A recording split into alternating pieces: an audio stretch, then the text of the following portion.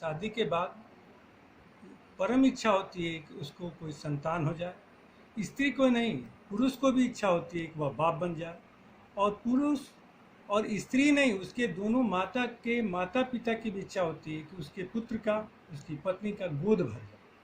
और संतान प्राप्ति के लिए केवल इच्छा का होना आवश्यक नहीं है, उसके लिए चिकित्सीय दृष्टि से भी सक्षम होना आवश्यक है। अगर पुत्र चाहकर भी, लड़का चाहकर भी बाप नहीं बन सकता, और औरत जो है, लड़की, वह चाहकर भी माँ नहीं बन सकती जब तक दोनों चिकित्सीय दृष्टि से सक्षम न हो। क्योंकि पुरुष चाहकर भी संतान पैदा नहीं कर सकता, और स्त्री चाहे तो संतान पैदा कर सकती है। इसलिए पुत्र की प्राप्ति के लिए स्त्री और पुरुष दोनों का चिकित्सीय दृष्टि से सक्षम होना आवश्यक है। और माता पिता तभी बन सकते हैं कि जब स्त्री गर्भ धारण करने की शक्ति हो और पुरुष भी चिकित्सीय दृष्टि से सक्षम हो। और अगर दोनों के बीच कोई समस्या है तो उसका समाधान डॉक्टर ही कर सकता है, ईश्वर इसमें कुछ नहीं कर सकता। परंतु स्त्री और पुरुष का चिकित्सीय दृष्टि से दोनों सक्षम हो और तब उसे पुत्र या संतान प्राप्त नहीं हो पा रहा है, तो इसके लिए कुछ पूजा पाठ या मंत्रों का जाप करने से इसमें सफलता प्राप्त होती देखी गई। इसके लिए कुछ मैं मंत्र बताऊंगा, जो अगर पूर्ण विश्वास, श्रद्धा और भक्ति से किया जाए तो इसमें सफलता मिल सकती है।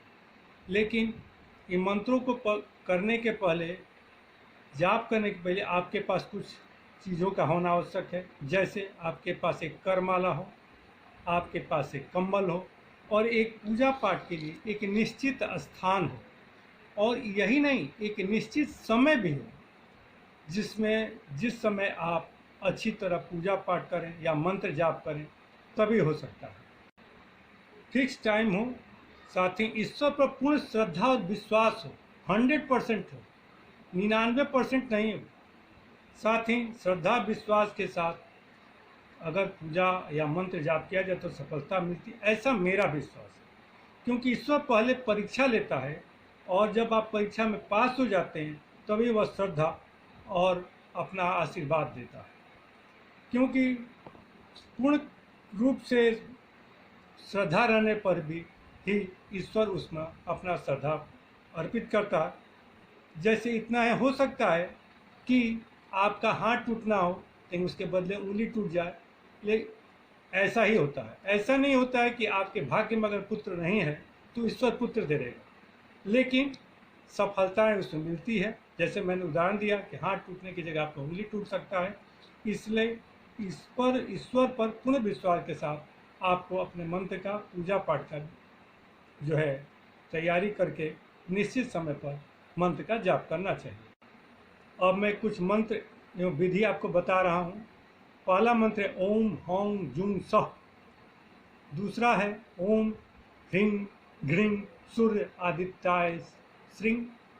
एक तीसरा मंत्र है ओम हौं हं शः खं खः। एक चौथा मंत्र है ओम ब्रीं बृहस्पतये नमः।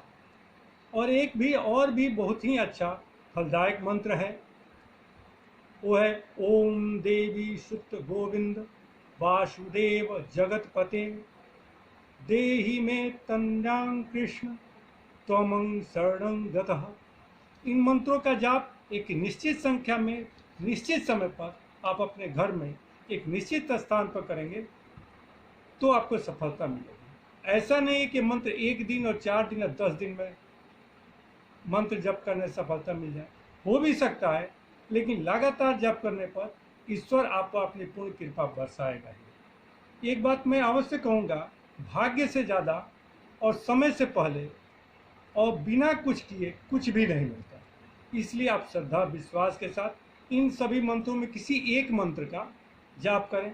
अगर जाप कर रहे हैं, अगर आप मंदिर में, शिव जी के मंदिर में करेंगे तो सबसे ज़्यादा सफलता मिलती है।